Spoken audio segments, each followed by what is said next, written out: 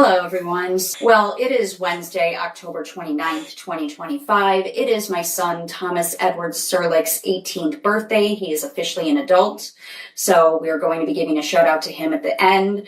But quickly, we want to go over my two appellant cases between Illinois and Florida District 5 Court of Appeals. So in Florida District 5 Court of Appeals, I have three total cases. So my first appellant case, I served my initial brief, and then Justin had 30 days to serve his reply brief, and he never did. So I decided to file a notice of appellee's failure to file reply brief by deadline.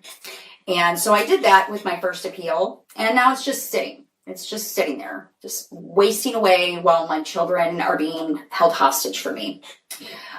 So the second appeal, I did the same thing. I filed the initial brief. Justin was due to file his brief or his reply brief by last Friday.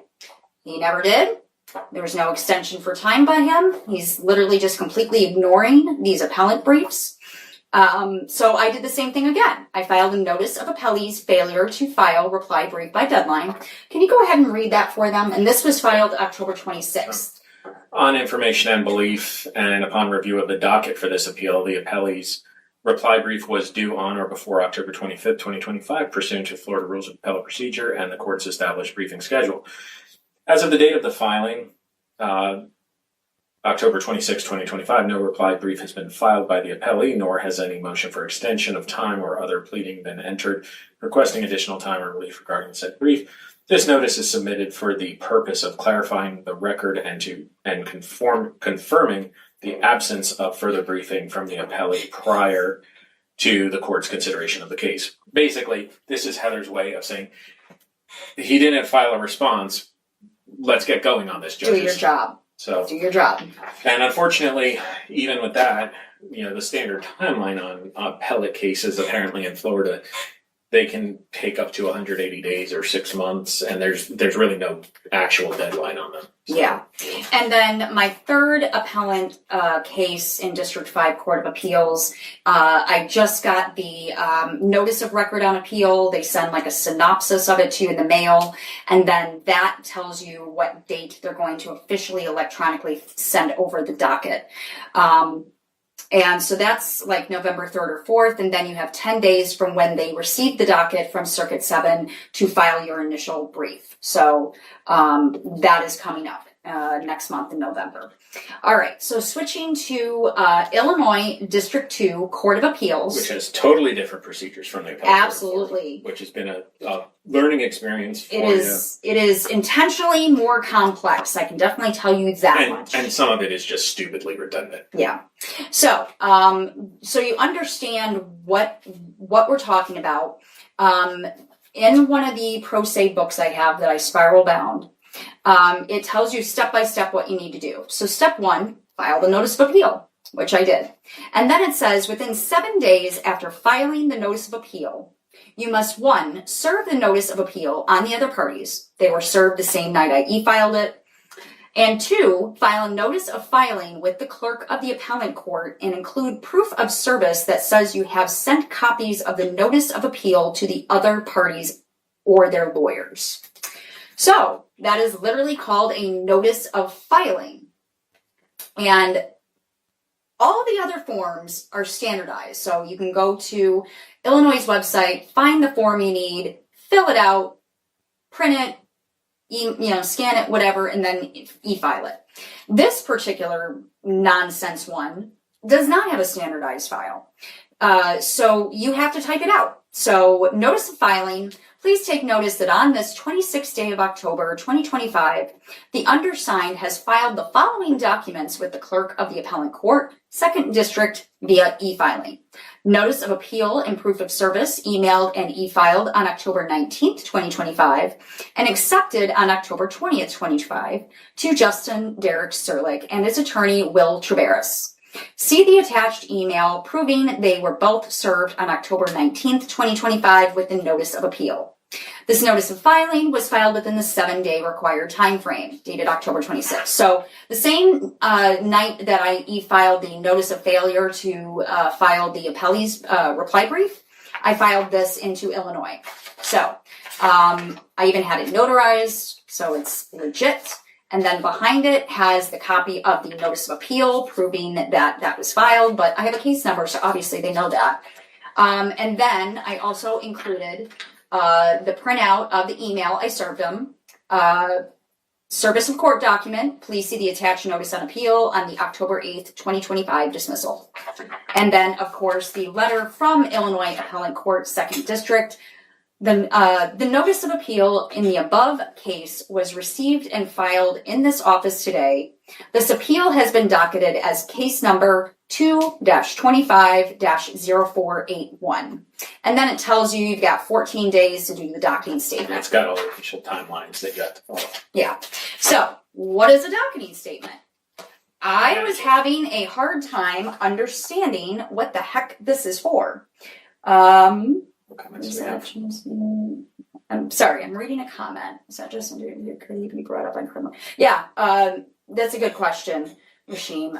There's a lot of things that he could go to jail for, including interference with child custody, which in Florida is a criminal offense. Okay, so because I could not really figure out what a docketing statement was, I was having a really hard time finding on the internet. We finally came across this instructions through Illinois Supreme Court approved forms, how to complete the docketing statement. So just listen to this nonsense, because this is going to cost me $50, and it's very redundant, just like the notice of filing. What is a docketing statement? A brief overview of the case you are appealing.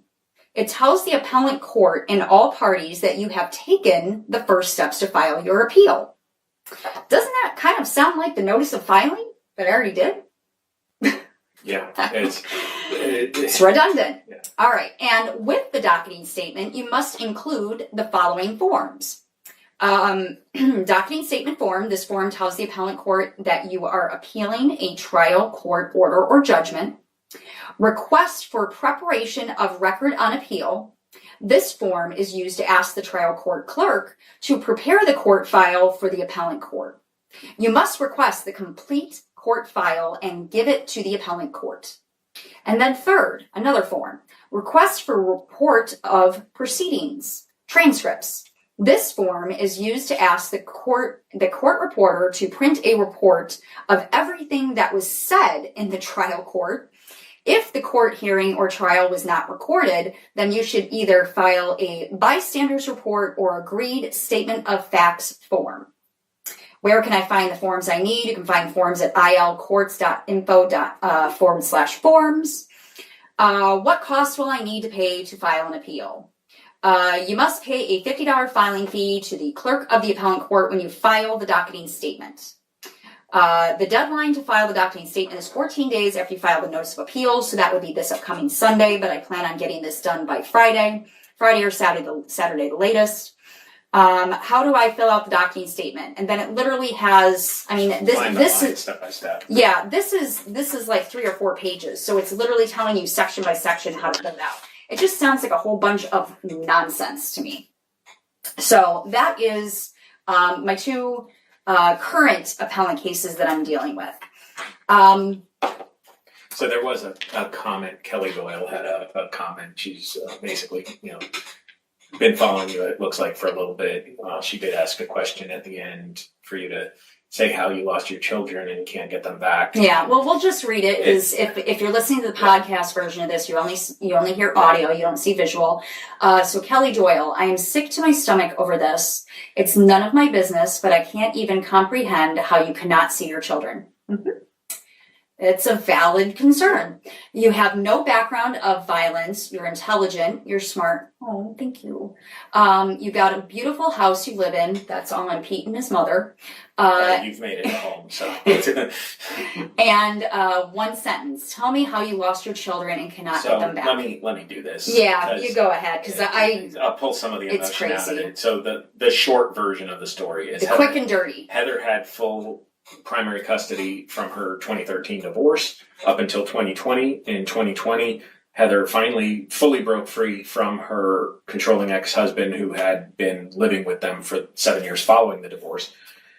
After she broke free, she filed to modify their original divorce and parenting plan because in the intervening period, they had a fourth child. And what is so common in family court systems, when one party gets filed against them, they will make essentially false complaints to DCF. Yep. And basically that's what happened. Heather's ex-husband made reports to DCF. And his mommy, and we have the copies of the investigative report. Where we have evidence where they literally were talking to my say- ex-husband and my ex-mother-in-law. Before the kids were taken. Yeah. Too.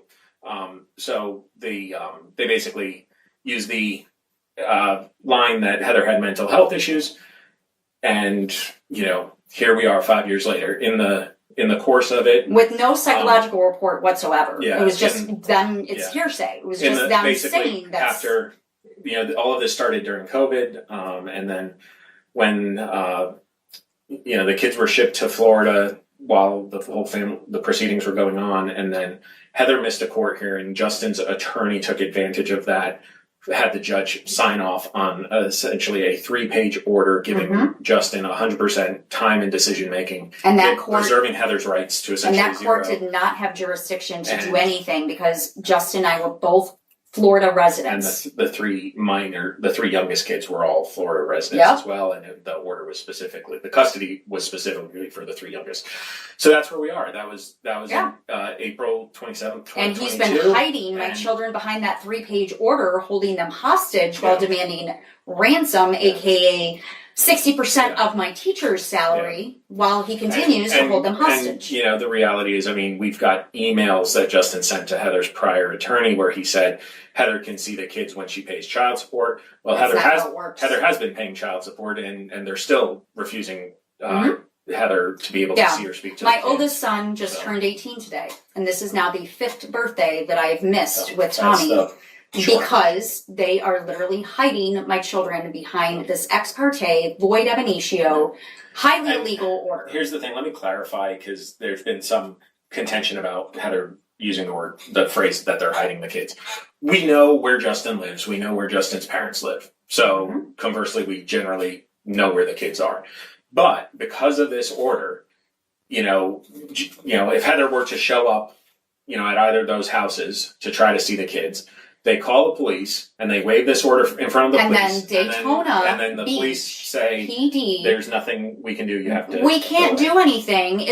And everyone in family court knows this phrase. It's a civil matter. Yeah. You got to go to family court. Well, I've been trying to deal with family court here in Florida since August 7th of 2023. Yeah. But there is a legal backdoor. There's been communications happening going on. Yep. So my case is 100% illegal activity, bribing judges, clerks doing favors because they're connected to Mary Serlick and Laura Stiles. Yeah. They're literally pulling the strings behind the scenes and marionetting my children. This is a sick form of coercive control and child psychological abuse, aka parental alienation. Yeah. So that's kind of the quick and dirty. There's a lot more to the story. Go back and look a 5-year saga in the making. We've made a bunch of episodes now, so if you want more details, you can go back to episode 1 and sort of listen to all of them. Yeah. And we cover a lot. So with each episode, when Heather posted, she does put links with the documents, so you can actually see the documents and everything. There will be a link to these documents I just explained to you guys tonight in the YouTube video as well. So we've kind of got you caught up with my 2 appellant cases. There's still a 3rd Florida appellant case coming up in November. But really, I really want to focus on my Illinois appellant case because they're the ones that caused this mess. And if, appellant court in Elgin, Illinois in Kane County actually does their job, that 3-page order will be disappearing. It will be. It is. There's so many things wrong with that 3-page order. Lack of proper service. There's no certificate of service on it. It literally says I wasn't present, which is ex parte. They literally flipped custody ex parte without me present. They left it as essentially, by them, this was also against the law in Illinois, because the judge reserved your rights and didn't make a permanent, total, final decision. That's actually against the law in Illinois too. The judge had to have said your rights are terminated or they're not. It literally puts you in legal purgatory. Yeah. Is the best way to explain it. Because then, it comes from, the order comes from Illinois down to Florida, and because, the courts down here use slightly different verbiage, they've been able to really, it was Justin's attorney at the time, argued that because the Illinois order, the last line on it says the matter was taken off call. Yeah. It doesn't say the case was closed and terminated, it just says it was taken off call. They purported it to be a final, controlling, permanent order, and that's how the Florida courts interpreted it. So that changes the legal standard that you have to the hurdle that you have to jump over to be able to modify it. Yeah. And we've, found out, that was all in violation of the actual law, but everybody knows it's family court. They make their own shit up. Yep. They do whatever the hell they want. Forgot to hit the censor button. All right, so let's switch to my son Thomas now, because I really wanted to keep this live short tonight. Unfortunately, that audio issue happened, and we had to troubleshoot, so it's killed a lot of time. So let's shift gears. So I just want to give you some background on Tommy. Tommy was born premature. He was born at 34 weeks old. He was in NICU for 2 weeks in Rockford, Illinois, at Swedish American Hospital. And when he finally did come home, I had a lot of issues bottle feeding him. I had to use special bottles and squeeze the formula down his throat. So I knew from the very beginning there was something different about my son. I've worked with many neighborhood young boys when I was in Round Lake Beach, Illinois as a kid. I've literally helped raise my nieces and nephews on my stepdad's side of the family. And I just recognized that there was something different about him from the very beginning. So I started advocating for him very early on, and we were able to get him in early interventions, which is 0 to 3, and he qualified for OT, speech, physical therapy, basically everything that early interventions provides, he qualified for. And then around 2 or 3 years old, his speech was still very delayed, so we took him up to Children's in Milwaukee. And we had an ENT take a look at him, and come to find out, both of his ears were completely filled with fluid.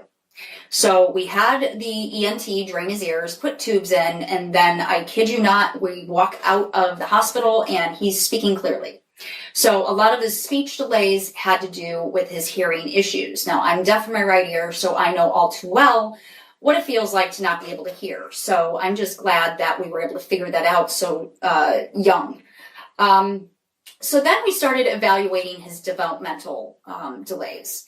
And around 5 or 6 years old, he was officially diagnosed with autism spectrum disorder, or Asperger's. Asperger's was lumped into ASD, so he was officially diagnosed with Asperger's, but now everyone just calls it ASD, autism. So he was diagnosed with autism at six something years old. He had an IEP all through elementary school. And then in 2015, I had a friend of mine invite Tommy to a Cub Scout meeting at PAC 179 in Ingleside, Illinois. And ironically, at that same time, I was getting Ariana enrolled in Girl Scouts. So both of them ended up joining Girl Scouts, and then Tommy joined Cub Scouts at the same time. So Ariana was doing her thing, he was doing his thing. Come to find out, Cub Scouts was amazing for him.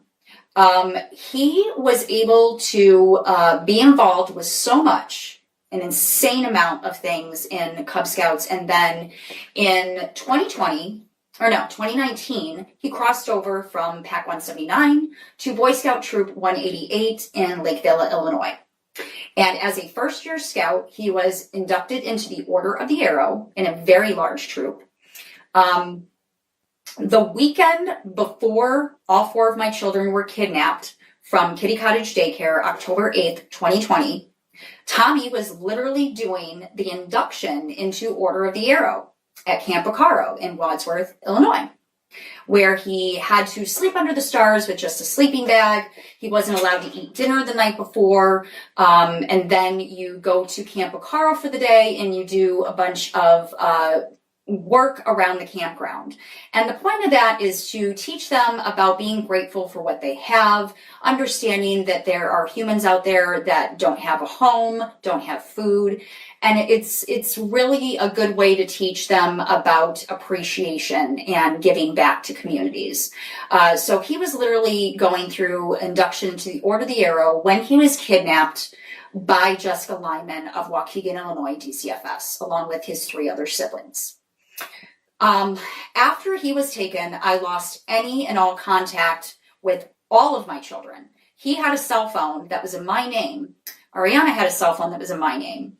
Jessica Lyman took those cell phones away from my 2 older children and then gave them back to me without telling me she was taking them. I met with her to give her some medications for Tommy, and all of a sudden she's handing me their phones. And just for anybody out there, we have actually found out, because we actually went through the foster parent training here in Florida. Mm-hmm. In Florida, it is actually illegal for caseworkers or foster parents to take away the cell phones or communication devices from the children if it was given to them by the children's parent. Yeah. So, yeah. Without an order from a judge. They Right. can't do it. Right. And having being a victim of CPS corruption and having my children kidnapped, literally kidnapped, stolen, however you want to call it. There's so many words for what you can call it. State sanctioned kidnapping, governmental kidnapping, legal kidnapping. There's so many terms for what these CPS workers are doing. It's disgusting. But I specifically asked our trainer, I said, so are you telling me that the foster parents cannot take the cell phones away? And she's like, no, the foster parents can't even take them away. They can have house rules, so they can say like after 9 o'clock, it has to be like put on the charger in the kitchen or something like that. But you can't remove all access to it from the. So I would love someone to explain to me why Illinois DCFS, Jessica Lyman, they do what they want. Kidnapped my children and then took away their cell phones. So I lost any and all contact. I literally had no clue where they were at. They were being moved all over Illinois to foster group homes. Right before, within a month or so before they were taken, you have some photos of them. Yes. Let me know when you want me to put those up. So do we want to do the photos first or the voicemails?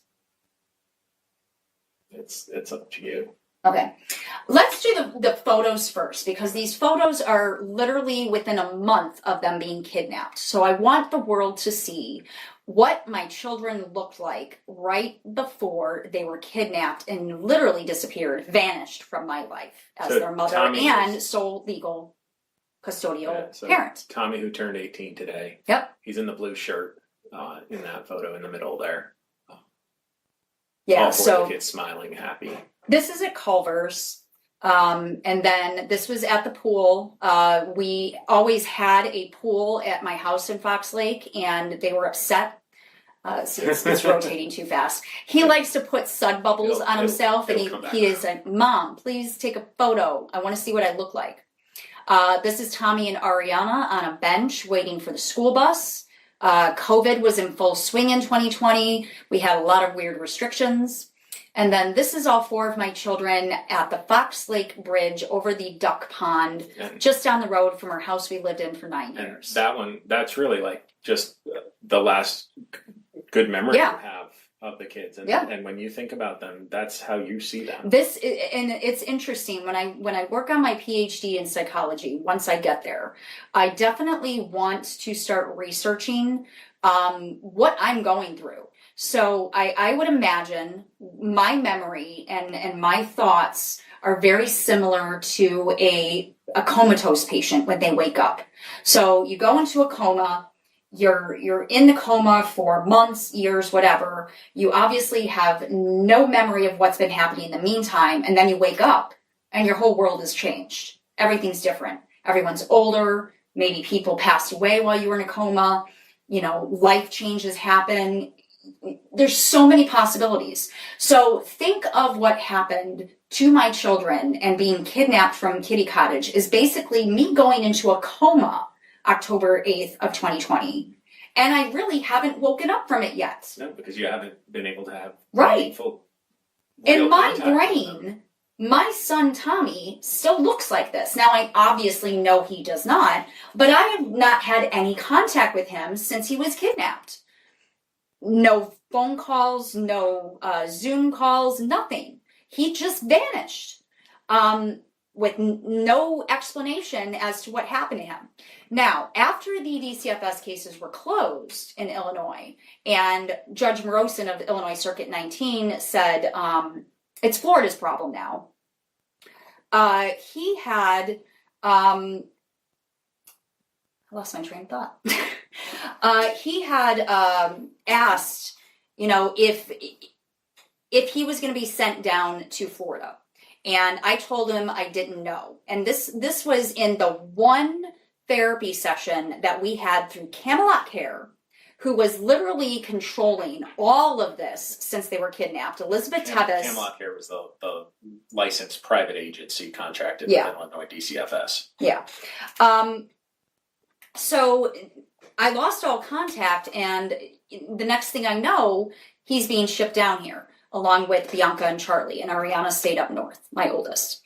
So I was trying to figure out how I can communicate with him.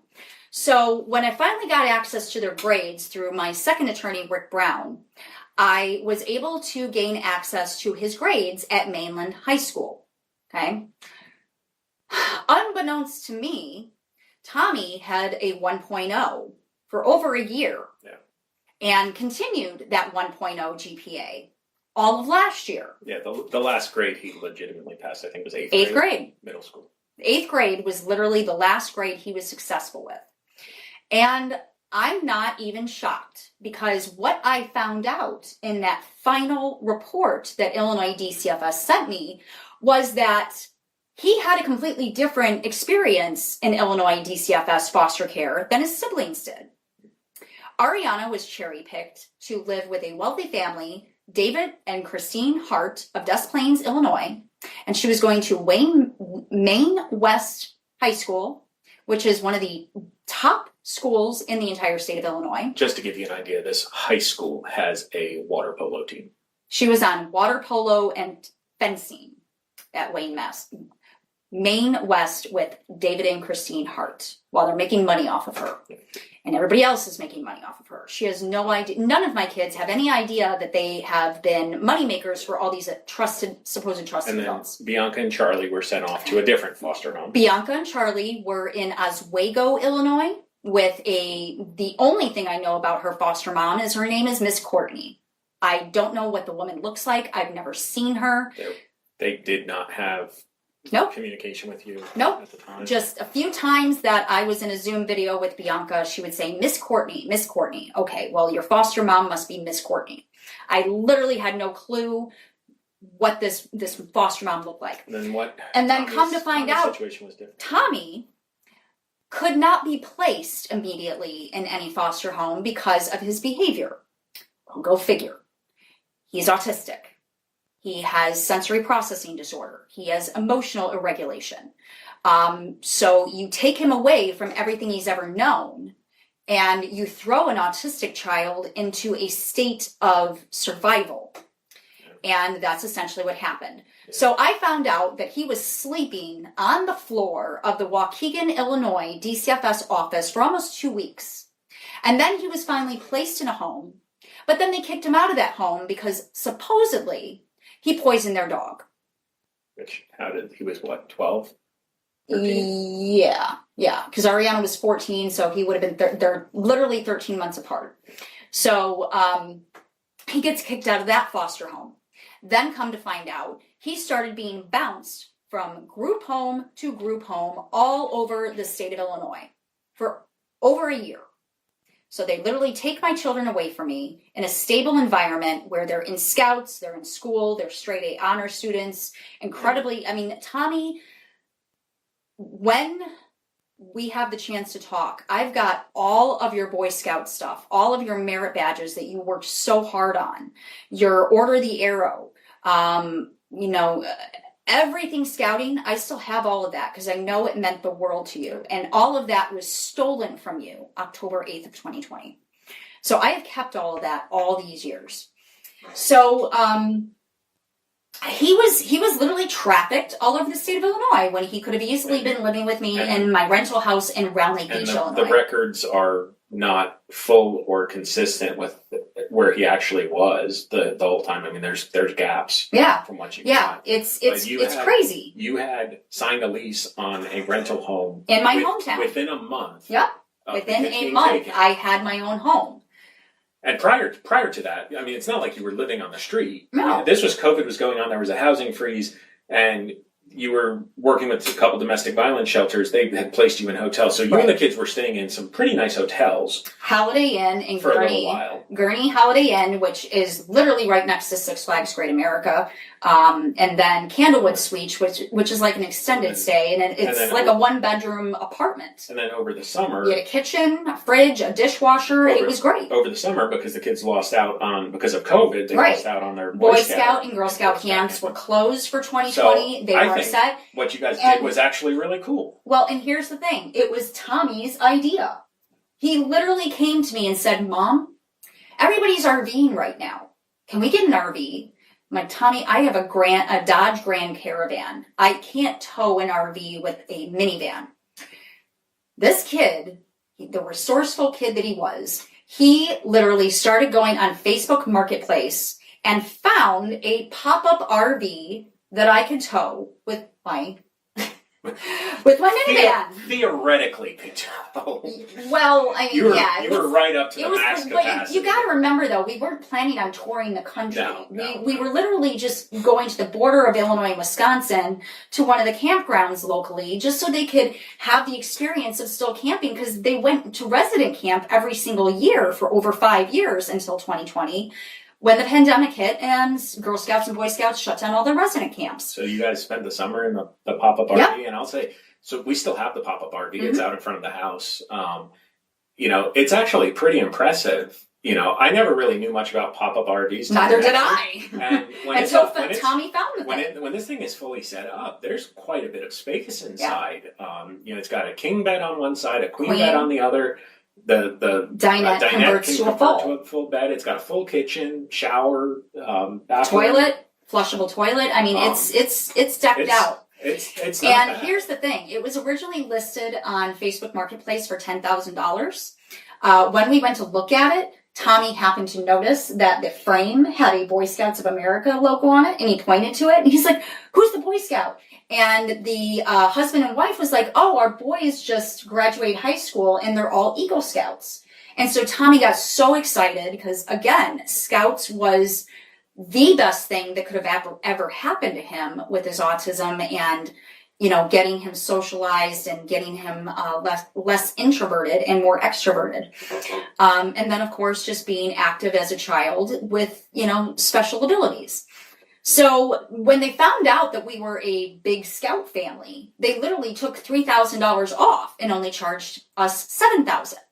And that was paid for with their savings accounts. So they owned essentially that RV that I'd held on to that ended up being a lifeboat for me down here in Florida, which I want to get into a whole different episode just about my journey, because it really was a journey. That's going to be a multi-part episode. To get down here. I'd never towed anything in my life. And when Illinois Circuit 19 shipped Tommy, Bianca, and Charlie down here, I said, all right, I guess I'm following them. I literally towed my RV from Chicagoland to Daytona, Florida. First time I'd ever towed in my life. And that thing is over 3,000 pounds. I was terrified, but I was very impressed with myself that I managed to not only tow it through the mountains and not kill myself, but I was constantly hitching it, unhitching it, hitching it back up again, and moving from campground to campground because I'm trying to determine what area I wanted to find a home to rent down here. And I got really damn good at doing that without anybody helping me. Yeah, it's pretty. Honestly, she can I'm do proud of it myself. faster by herself than if I try to help her set it up or take it. I'm proud of myself. So, I but never would imagine I would be that's- capable of That's that. sort of that was what was going on before the kids got taken. Is you guys spent the summer? Yeah. Well, in we the took RV it. and We took it camping from and- the home we bought it from in Grace Lake, and we just took it to Antioch, which is just up the road. So it's not like we were towing it far. Yeah, but I mean, what I'm saying is, you spent the summer having fun Right. as a family. Yeah, all summer, and they got to go fishing. They got to ride their bikes constantly. Because of the pandemic, certain things at the campground were closed, unfortunately. But it's still better than being cooped up in a hotel during the pandemic. They still got to go out into a campground and still enjoy what they knew as scouts. And the one of the real heart-wrenching things is we know from the very limited contact that you have had with the kids, they aren't really doing anything down here. No. I mean, My youngest son Charlie, when I was having lunches with him at Palm Terrace Elementary last year, until Justin found out about that and squashed that for me, because they are literally hiding my children behind that 3-page order. I can't even go to their schools and see them and speak to them. Volusia County Schools is acting as an enforcer for this 3-page order, where they legally cannot be as a public school district. Yeah. They are required by Florida law to only enforce Florida court orders, not out-of-state orders, for this exact reason. Yeah. For this literal exact reason. But So I want to now let you guys listen to what my son sounds like. so In February of this year, something very interesting happened. so you got you were in the middle of driving and you started getting somebody calling or multiple people calling your phone. I had just And they created left voicemails. I had just created my Orbital Reach Marketing LLC for my own company as a social media marketing. I'm in my MBA for marketing to just learn new things, do something new instead of human resources, and it's something I can do in my spare time to make some extra money. So I had been, especially at the beginning of this year, I had been going to a lot of networking events between the Daytona Chamber of Commerce, the Port Orange Chamber of Commerce, Babes Booze and Business. So I was constantly out doing networking, meeting other people, connecting with other businesses. So I could hopefully gain some trust in them to allow me to market their company. So I'm driving to one of these networking events, and all of a sudden I'm getting constant calls coming into my cell phone But while you didn't recognize them. No, I didn't recognize the numbers. I had no clue who it was. I don't really answer my phone unless I know who it is. I screen my calls. I've been doing it for years. And plus I'm driving 55 miles an hour on I-4.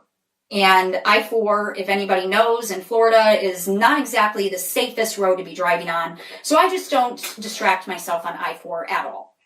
So those calls went to voicemail.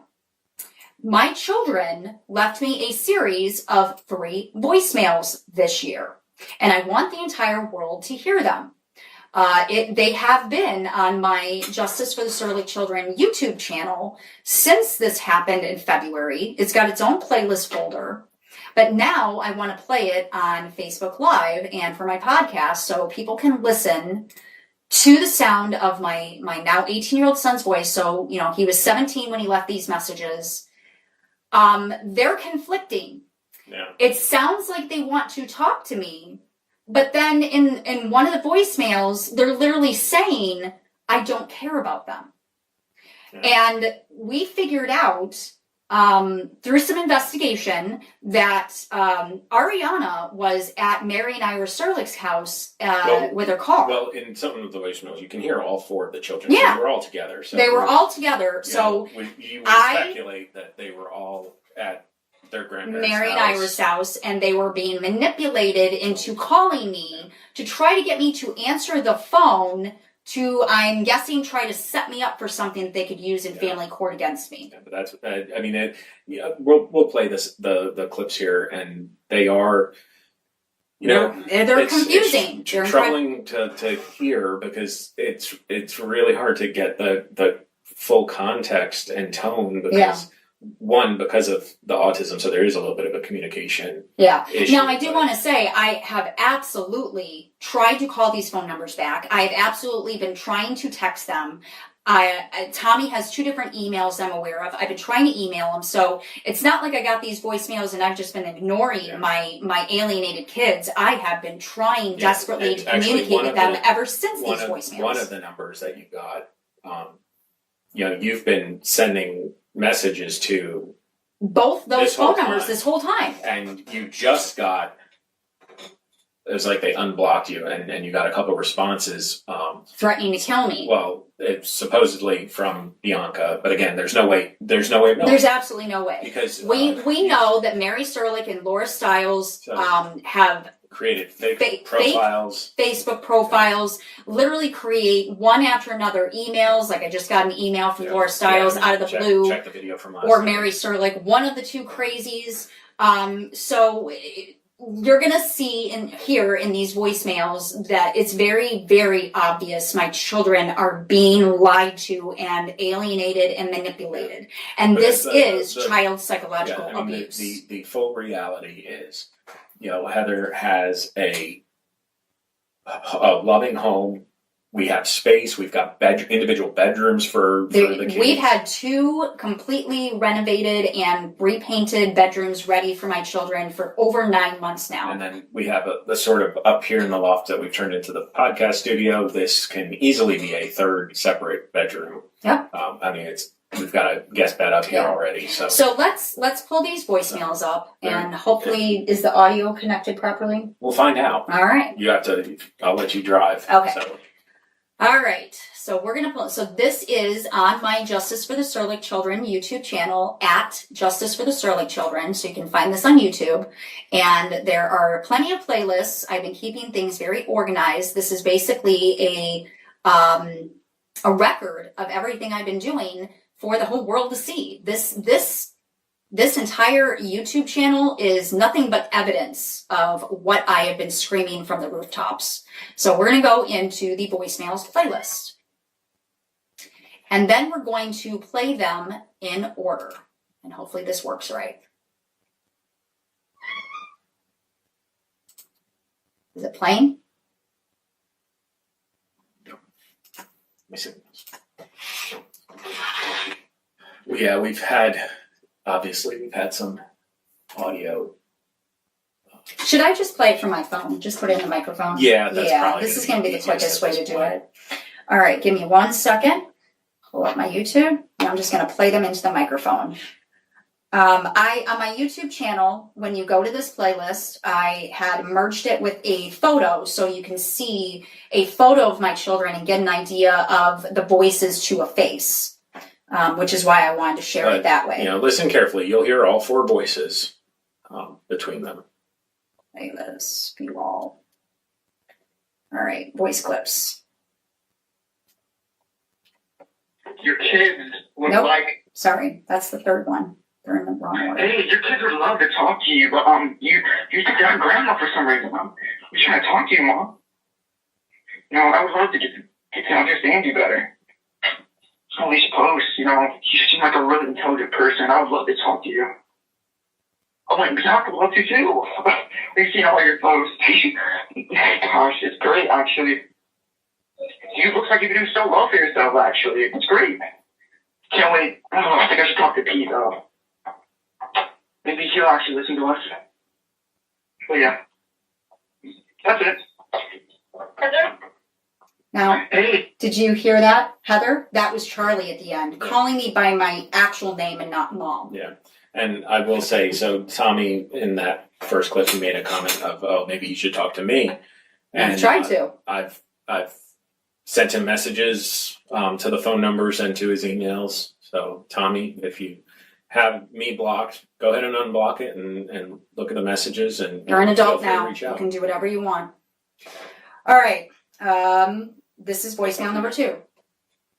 What number? So this one has explicit. Probably grandma's. No, it's not grandma's. Oh, Cody Pete, her Shut the fuck up. oh my gosh. Jesus Christ, Charlie. Husband. Charlie, No. She doesn't want to talk to her own kids, bro. Then text her saying, Bianca is trying to She doesn't call you. care. She will get that message. She will understand. The fucking number. So, I absolutely care about you guys. I have been fighting every day since you were kidnapped to get back to you and to try to get you the help you guys need. I recognize that you went from a straight A student, very involved with Boy Scouts, to a 1.0 GPA the last 3 years. And I'm very concerned about your future, Tommy. I'm an educator. And you're my son. I'm going to be concerned about your mental health, your academic career, and now you're an adult. And I am incredibly concerned about what's going to happen to you now that you're an adult. So the third voicemail is just Tommy. Your kids would like to talk to you. Sure. And just a reminder again, literally, these were left while Heather was driving to a meeting, driving on the I-4 through Orlando traffic.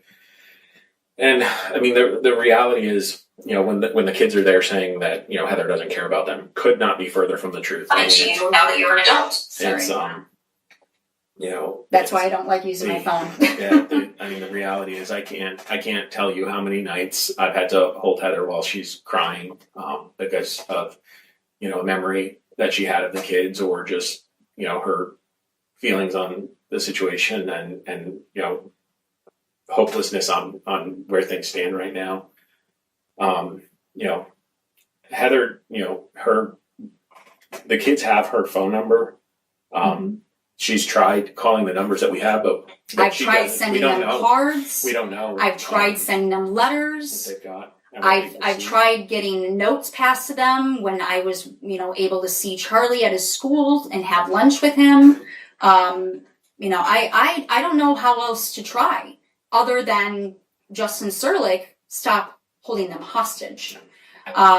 There is no court order keeping me from my children. The closest thing to that is the 3-page illegal ex parte Illinois order that simply says my rights are reserved. And just it gets to make all the decisions. It does not say mom's rights are terminated, mom's not allowed to see the kids unless it's supervised, nothing like that. It just says my rights are reserved. Yeah. Doesn't say anything about being able to talk to them, see them, care for them, spend time with them, nothing. Yeah, this is 100% Justin Serlick, Mary Serlick, and Ira Serlick holding them hostage as a means to hurt me.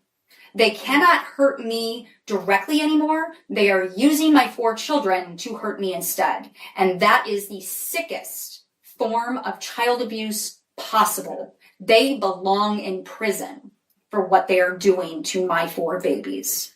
And let me say this. I'm going to just finish my part here, and then I think Heather she wants to say something, have a little message but more specific for Tommy. But I'm just going to say, guys, Ariana, Tommy, Bianca, Charlie, at some point in the future, if you see this video, if you feel like for some reason that you can't talk to your mom, or you want to know what's going on, please feel free to reach out to me. The reality is we have a great house here that has plenty of space, for you guys to be part of Heather's life. There's a lot of healing that has to occur, and we recognize that. We recognize it's not going to be, an easy snap of the fingers going back to the way it was the summer before all of this started, but it's got to start somewhere. So, yeah. Tommy, you're 18 today. You're an adult. Nobody can tell you what to do.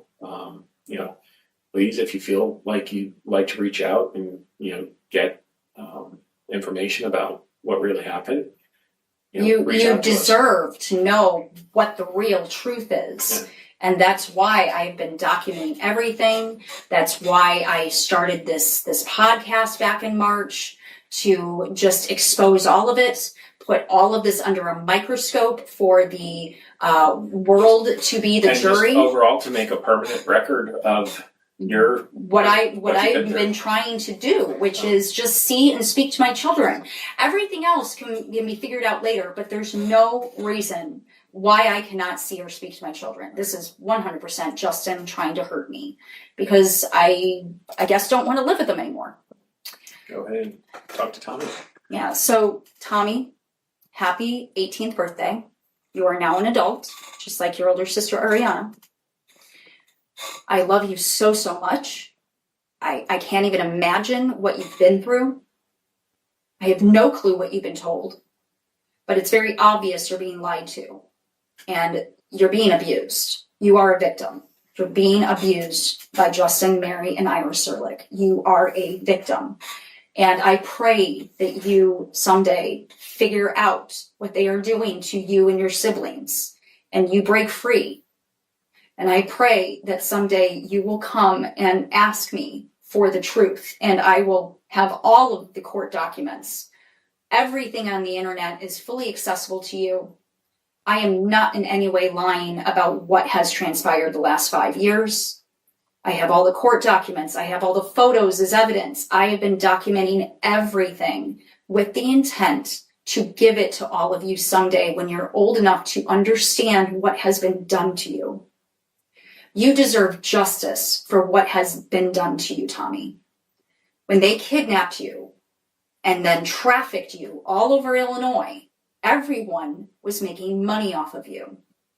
The judges, the guardian ad litems, especially the attorneys, the foster parents, the foster group homes, Camelot Care, Elizabeth Tevis, Kayla Davis, Kathleen McGee, the guardian ad litem, literally sold you to your non-custodial parent, Justin Serlick, and then shipped you down to Daytona, Florida, like pieces of property, away from everything you've ever known, ripped you away from all of your supports and scouts, ripped you away from me.